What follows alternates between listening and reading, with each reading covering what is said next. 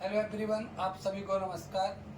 मैं रंजीत सिंह इंडियन पाठशाला पर आप सभी का स्वागत करता हूं। जैसा कि आप देख रहे हैं कि आज मैं कॉपी पेन किसी भी क्लास के थ्रू नहीं आया हूं। मेरे साथ आज मौजूद हैं मेरे छोटे भाई आस्तिक वकील, जो एसएससी सीजीएल 2022 में डबल ए के पद पर तैनात हैं। तो इन्होंने पहले ही प्रयास में सफलता हासिल की है। तो आज हम आपके सामने इनकी जर्नी के बारे में जानेंगे, इन्होंने कैसे क्या तैयारी की, क्या क्या किया, कैसे पढ़े, कहाँ रहे, क्या किया था। तो चलिए शुरुआत करते हैं। तो सबसे पहले मैं आस्तिक को और फैमिली को पूरी को बहुत बहुत बधाई देना चाहता हूँ इस सिलेक्शन के लिए। और बताइए आस्तिक जी, आपको बहुत बहुत बधाई। धन्यवाद भैया। हेलो दोस्तों, जैसे आप सभी जानते हैं, भैया ने बताया मेरा नाम आस्तिक कुमार है और मैं एसएससी सीजीएल 2022 में डबल ए के पद पर कार्यरत हूँ। ये मेरा प्रथम प्रयास था और पहले प्रयास में ही मैंने सीजीएल की परीक्षा को पास किया था। तो थोड़ा सा आप अपनी फैमिली के बारे में ज़रा बताएं कि आप किस स्टैंडर्ड से आते हैं, कैसे पढ़ाई की थी, क्या रहा था, बचपन के बारे में थोड़ा सा बताएं, तब आगे की बातें करेंगे। फैमिली के बारे में तो सबसे पहले आप भैया ने बताया कि मैं भैया का छोटा भाई हूँ। ये मेरे भैया कज़न भाई हैं और मेरी फैमिली में मेरे पिताजी केवीजी विश्वविद्यालय में कार्यरत हैं प्रिंसिपल के पद पर और मेरी माताजी शिक्षिका हैं। ठीक है, मेरा बेसिक बैकग्राउंड और मेरे भाई हैं जो भी पढ़ाई कर रहे हैं और एक मैं हूँ, 4 लोग हैं पूरी फैमिली में। ये मेरी फैमिली है। और क्या कहते हैं ये, मतलब आप बताएंगे थोड़ा सा कि आपको जॉब के बाद में कैसा लग रहा है, मतलब कुछ बदलाव आ गया है कि मौज मस्ती बढ़ गई है कि जिम्मेदारी, कोई नहीं, टेंशन फ्री होकर बताओ। ये हमारा पहला इस चैनल पर ना कोई भी लाइव क्लास नहीं आई है अभी तक, सिर्फ एक पहला इंटरव्यू है और बहुत ही अच्छा इंटरव्यू है। जॉब के बाद तो भैया बहुत सारे बदलाव रहे हैं, जैसे समाज में बहुत नहीं मतलब लग कैसा रहा है आपको, खुशी फील कैसी हो रही है, मतलब बहुत थोड़ा सा मैं आपको इसमें एडिट करना चाहूँगा कि हमारा ऐसा कोई प्लान नहीं था कि इंटरव्यू रिकॉर्ड करेंगे, या पहले से प्लान था।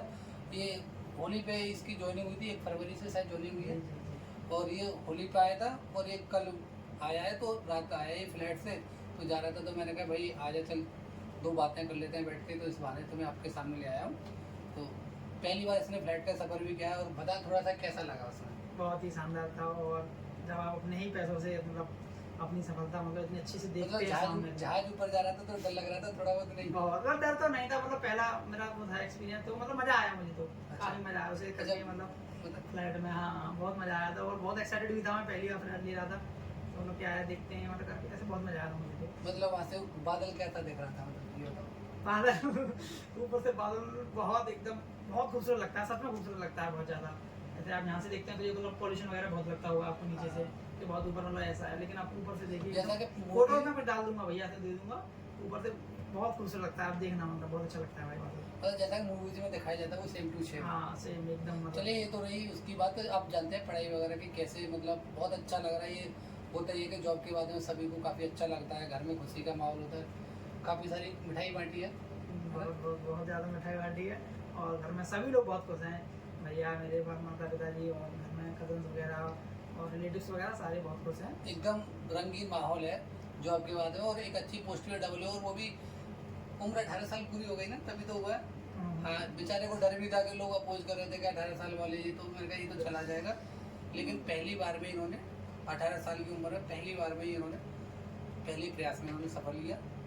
तो थोड़ा सा बताइए आप अपनी जर्नी के बारे में कि कहाँ से क्या मन में था कि तैयारी एसएससी में ही जाना है कि सिविल सर्विसेज, या और भी कई बार ऐसा होता कि नहीं पुलिस में ही ले लेंगे, दिल्ली पुलिस में ले लें, जहाँ में आपने और भी एग्जाम दिए थे या पहले ही एग्जाम था, क्या था, थोड़ा सा बताएं। एग्ज़ाम में सीजीएल ओरिएंटेड था। मैंने जब मैंने 12th पास किया था, उसके बाद से ही मैंने सोचा था कि मैं सीजीएल की तैयारी करूँगा और मैंने भैया को बताया कि मुझे सीजीएल की तैयारी करनी है।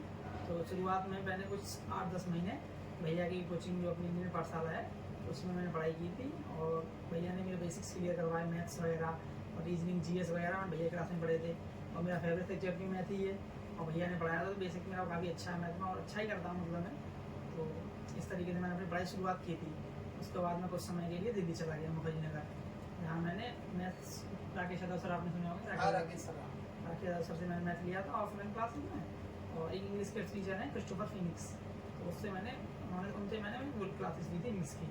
और उसके बाद फिर मैं घर आ गया था वापस, तो 2 क्लास करके फिर मेरा मन नहीं था वहाँ बनाने, कोरोना वगैरह लग गया था, तो उसकी वजह से मैंने एक बार यहाँ से बेसिक कंसेप्ट क्लियर करने के बाद में वहाँ मुखर्जी नगर जाके इन्होंने इंडिविजुअली क्लास ली थी मैथ की और इंग्लिश की।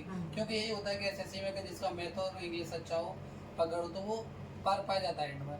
क्योंकि इन्होंने वहाँ रह के हॉस्टल में तैयारी की अच्छे से, लाइब्रेरी वगैरह की, और इसके बाद में फिर लॉकडाउन वगैरह लग गया था तो फिर आ गए थे, फिर घर पे आराम से।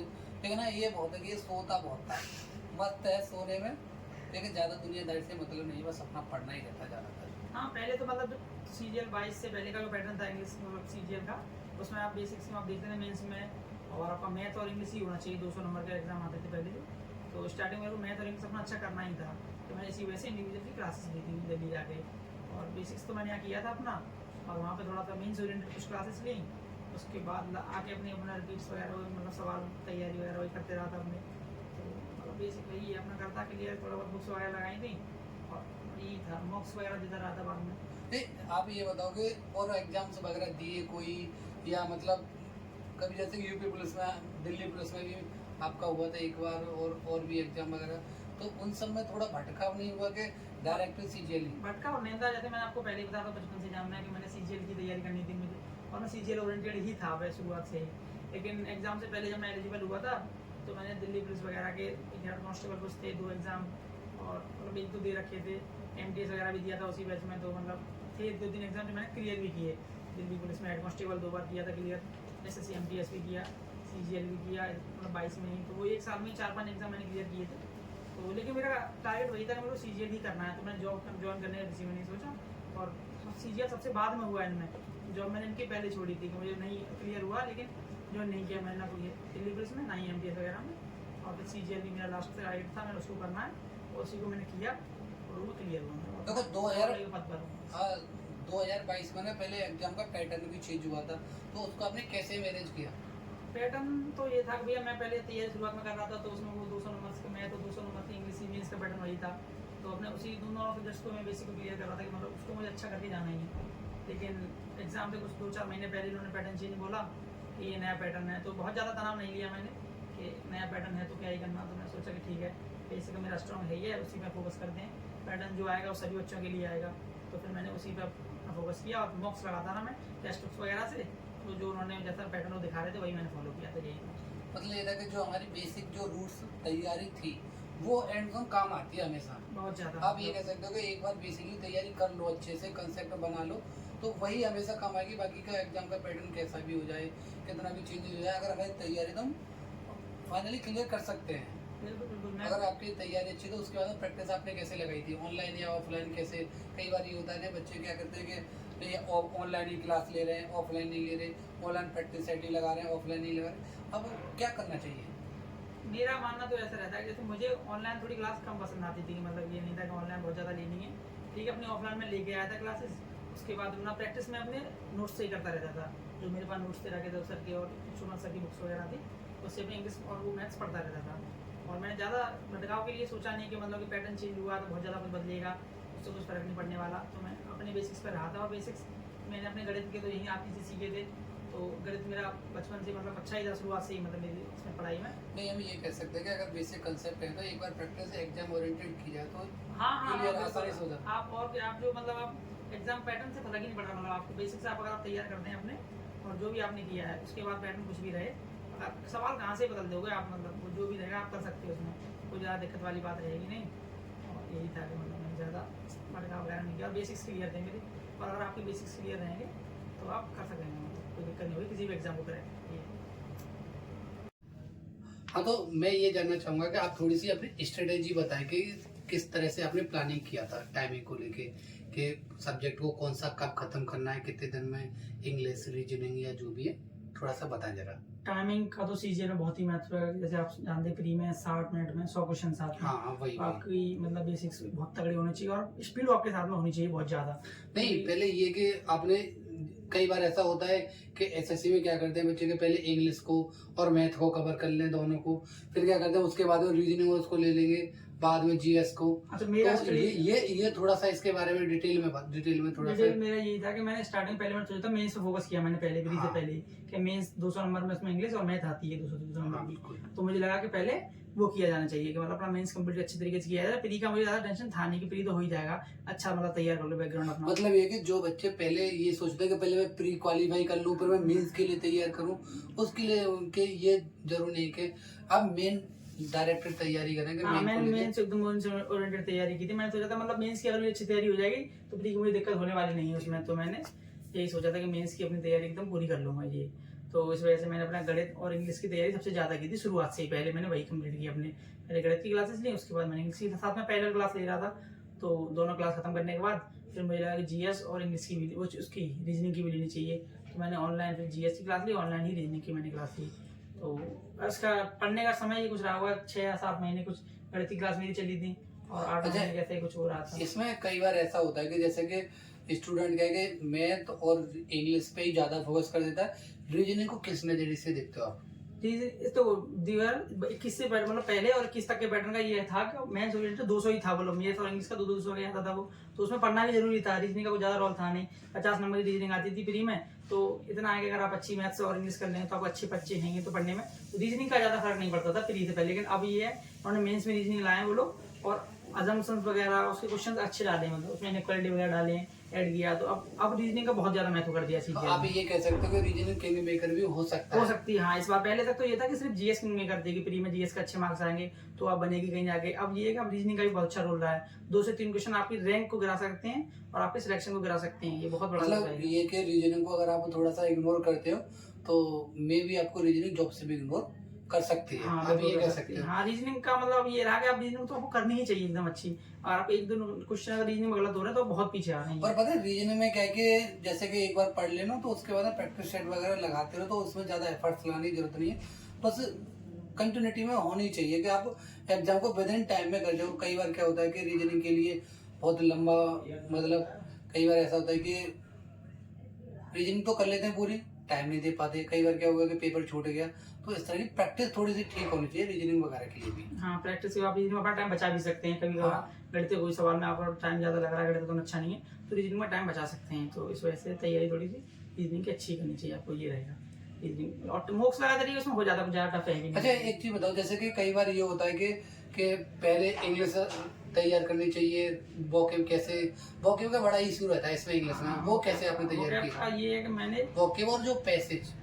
अच्छा, पैसेज के लिए आपको बेसिकली अंडरस्टैंडिंग चाहिए। उसमें क्लोज टेस्ट वगैरह आते हैं, पीक्यूआरएस, उसमें इंग्लिश से ज़्यादा आपको अंडरस्टैंडिंग चाहिए कि आप किस तरीके से पढ़ रहे हैं। कभी कभार सवाल ऐसा होता है आपको समझ में नहीं आ रहा तो इसका मीनिंग क्या है, लेकिन एक अंडरस्टैंडिंग के थ्रू आप लगा सकते हैं नहीं उसको। देखो, ज्यादातर क्या हम लोग हिंदी मीडियम वाले क्या करते हैं कि पैसेज का हिंदी मीनिंग निकाल लेते हैं। वही तो वही वही आप लोग मतलब आपको समझ में नहीं आया था उसकी हिंदी मीनिंग निकालें। हिंदी वो थोड़ा सा। हाँ, और जिसको इंग्लिश समझ में आती है इसकी वो मतलब पढ़ने में अच्छा है जो, तो अंडरस्टैंडिंग के थ्रू उसको सवाल को सही कर देगा। अगर मान लो जैसे कि कोई व्यक्ति जिसकी पैसेज कम है तो उसके लिए आप क्या बताओगे? न्यूज़पेपर या बुक्स नोवेल्स वगैरह रीडिंग कर सकता है। मतलब वो रीडिंग ही लगाया हाँ। जाता है, धीरे धीरे वो इम्प्रूव हो जाती है, ऐसी कोई मुश्किल वाली इसमें। रीडिंग के लिए आप नोवेल्स मतलब नोवेल्स स्टोरी जो भी आपको पढ़ने हैं, क्रिकेट स्पोर्ट्स की न्यूज़ वगैरह जो भी पढ़ सकते हो। बेसिकली कंटेंट आपका इंग्लिश में होना चाहिए, आपको अंडरस्टैंडिंग बढ़ानी चाहिए। अच्छा, वोकेब, कॉम्प्रिहेंशन में हो जाती है। वोकेब के लिए क्या कहोगे? वोकैब के लिए तो मेरे हिसाब से ब्लैक बुक इनफ है। मतलब अगर आप ब्लैक बुक पढ़ते मतलब हैं, कोई भी एक बुक ले? हाँ, कोई सी एक बुक ले लो, आप ब्लैक बुक ले लीजिए, बहुत अच्छी बुक ब्लैक बुक ही है, तो वो इनफ है आपके लिए, आप ले सकते हैं उसे और वो काफ़ी है, मतलब ब्लैक बुक ले सकते हैं। और मैंने तो अपनी जो इंग्लिश जिनसे पढ़ी थी उन्हीं की सबकी बुक थी, क्रिस्टोफर फिनिक्स की, तो उन्हीं की बुक मैंने मतलब वोकैबुलरी के लिए फॉलो की थी। आप लोग चाहें तो उनकी ले सकते हैं, क्रिस्टोफर फिनिक्स की, या फिर ब्लैक बुक कोई प्रीफर कर सकते हैं। ये हाँ, मतलब है कि बुक्स ना सारी अच्छी होती है। कई बार ये होता है कि ये बुक अच्छी है, बुक ना सारी अच्छी है और सारे टीचर अच्छे हैं, किसी एक को पकड़ लो और आप उसी के अकॉर्डिंग तैयारी कर दो तो मे बी आपका कम फाइनली हो ही जाएगा। क्योंकि आपको इसके लिए ना, किसी भी तैयारी के लिए हम लोगों को ना पहले कॉन्फिडेंस होना चाहिए कि हाँ हम इस काम को कर सकते हैं, और एक चीज को फॉलो करो और डेली कंटिन्यूटी बना के रखो तो हो जाएगा। तो अब इसमें एक और इश्यू आता है, जैसे कि कई बार होता है कि पुलिस का पेपर है तो हम ये देखते हैं कि बच्चे आज पढ़ लिए फिर नहीं पढ़ रहे, कि कई बार पढ़ ही रहे हैं पूरे 14-14 घंटे, 12-12 घंटे। आप कितने घंटे पढ़ते थे? घंटे का थोड़ा सा बताओ।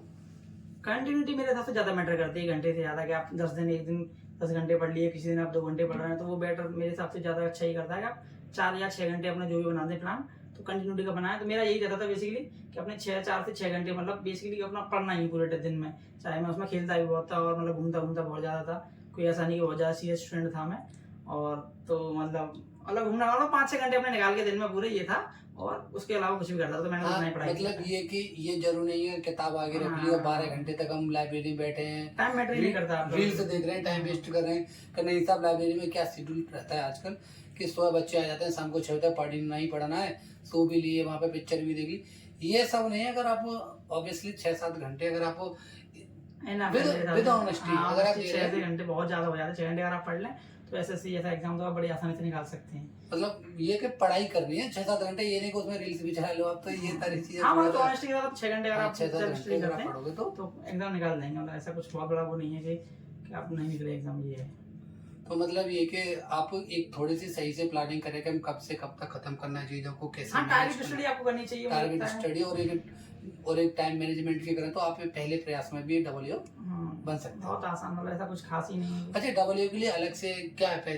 बहुत सारे लोगों को ये पता ही नहीं होता कि डब्ल्यू क्या है, कि सीजीएल बस ये होता है कि एसएससी दे रहे हैं, मेंस दे रहे हैं, उसमें क्या क्या है थोड़ा सा बता दे। हाँ ये मैं चलो बताना चाहूँगा, बहुत सारे लोगों को नहीं पता होता है। हाँ बिल्कुल। तो इसका ऐसा रहता है कि डब्ल्यूएस के लिए प्री की कट ऑफ जाती है एकदम, जो मेंस की और की कट ऑफ जाती है उससे एकदम अलग है।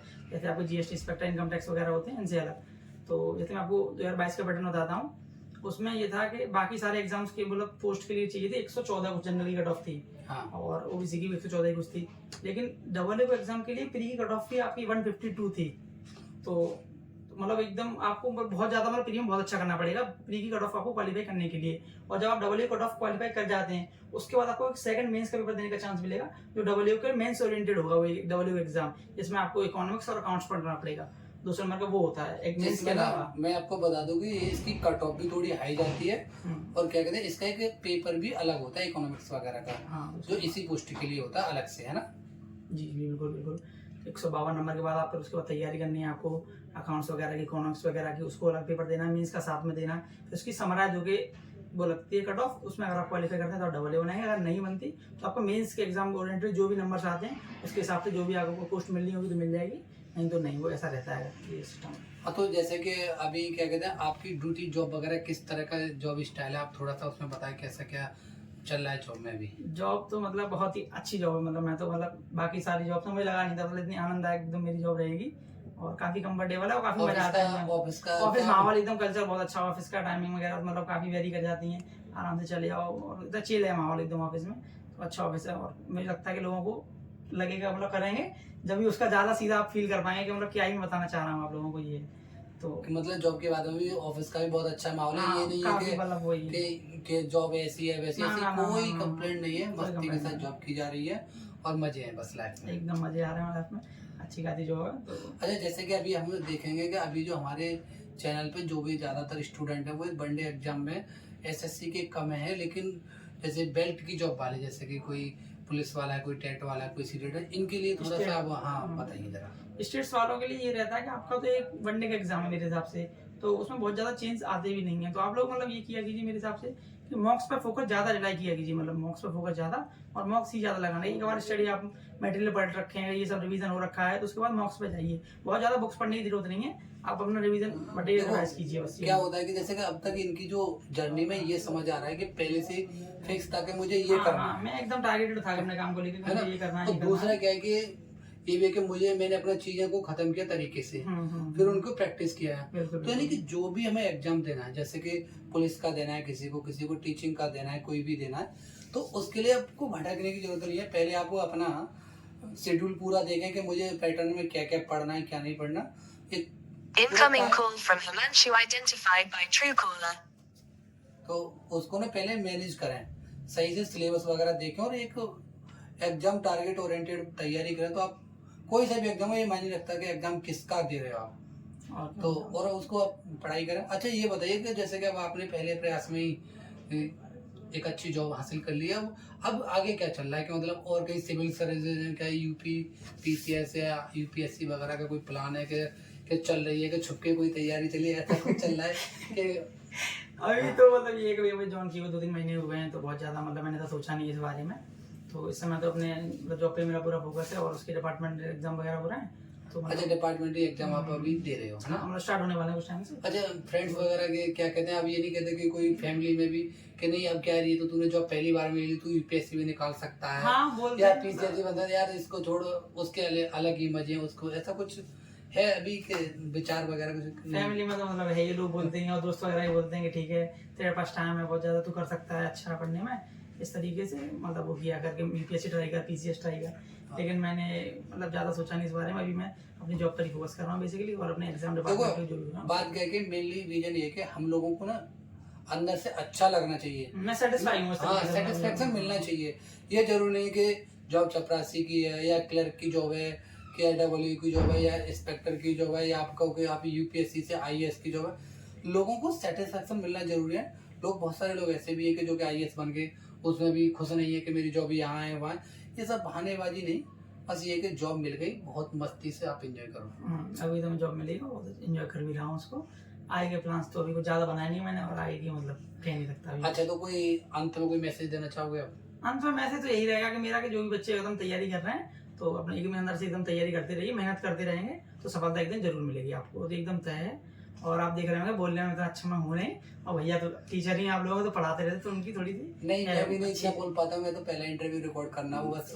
हमें पता है कैसे हमने मैनेज किया है, क्योंकि ऐसा कोई प्लान नहीं था, दोनों ही हम लोग एक से ही है। हाँ, तो मतलब वही दिक्कत अगर कुछ लगा, आप बेसिकली मतलब मेरी इंटेंशन समझिए, जैसे मैं बोलना चाह रहा हूँ कि आप फोकस्ड रहिए अपनी पढ़ाई को लेकर, टारगेटेड स्टडीज कीजिए कि मेरे को ये करना है ये करना है, उसके अलावा जो भी करना है करते रहिए, कोई दिक्कत होने वाली नहीं है। कि आप मतलब खेलने जाते हैं, जो भी करते हैं आप, मतलब गेम खेलते हैं, PUBG चलाते हैं, कुछ भी करते हैं, कोई इशू नहीं है, लेकिन आप टारगेट बनाइए, उसको कंप्लीट कीजिए और एक शेड्यूल टाइम में कीजिए, तो उसके बाद सिलेक्शन आपको हो जाएगा। मतलब ये रहना है आपको, ये कह फोकस सकते एकदम हैं कि अपना जो मेन एम है अपनी लाइफ का, जो सक्सेस लेनी है, उसको भी करो। बाकी साथ में कोई आपका मूवी देखना है, शादी में जाना है, कहीं भी वो इंजॉयमेंट है, उसको करें। ऐसा कोई बोरिंग नहीं है, ऐसा कोई जिंदगी भी नहीं है।